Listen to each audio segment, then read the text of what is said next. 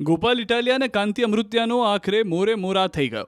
ખુદ કાંતિ અમૃત્યાએ social media પર photo share કર્યો છે, જેમાં લખ્યું છે કે આજ રોજ મુખ્યમંત્રી શ્રીની ઓફિસથી બહાર નીકળતા સમયે ગોપાલભાઈ ઇટાલિયાની સાથે મુલાકાત કરી.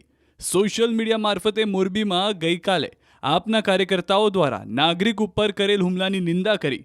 માત્ર 30 વર્ષના જાહેર જીવન દરમિયાન દરેક નાગરિકના પ્રશ્નને સહાનુભૂતિપૂર્વક સાંભળી યોગ્ય તેમજ સકારાત્મક અભિગમ દ્વારા જવાબ આપવાનો પ્રયત્ન કર્યો છે અને જનપ્રતિનિધિ સૌની ફરજમાં આવે છે.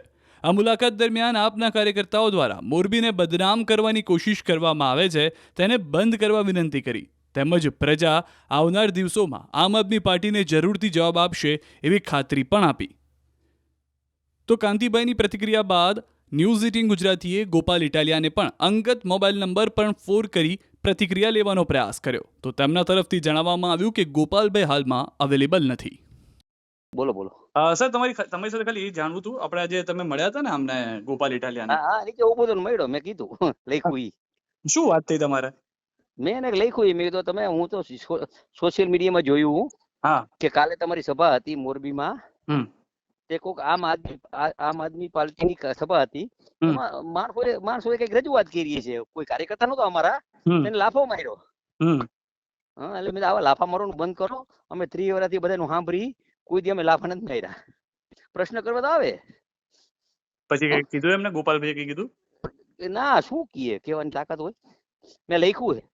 હા, એટલે મેં અમારે તમારી પોસ્ટ જ જોઈ, એટલે અમે છે ને તમને કીધું તમારે વર્જન લઈએ એમ. શું વાત થઈ તમારે? ના આપણે આજ કહેવાનું, એને શું કહેવાનું બીજું? એમાં કઈ ક્યાં, એ તો હવે જ્યાં ભેગા થઈએ કેસી ને અમે ક્યાં પાછા હટી એમ. પણ એમ આ લોકોએ જે ત્યાં આગળ તમે કીધું એમ તમારે કાર્યકર્તા નથી, ઈ વિસ્તારનો હોય, રજૂઆત કરી હોય કે કરે ને, ઈ તો હવે બધા બોલતે ખરા ને, બધા નો બોલે. બરોબર. અને પછી ગોપાલભાઈ કઈ જવાબ આપ્યો તમને? ના, કાંઈ જવાબ, મને કઈ જવાબ ન આપ્યો. દાંત કાઢ્યા. દાંત કાઢ્યા ખાલી, એમ ને? ખાલી એટલું જ જાણતું તમારી પાસેથી કે એમને એવું કીધું કે ઈસુદાનભાઈ એવું કીધું કે આ છે ને ભાજપનું ષડયંત્ર છે, અમે આવું કોઈ. ના, અમારો કાર્યકર્તા જ નથી. અચ્છા, અમારો કાર્યકર્તા જ નથી ભાઈ.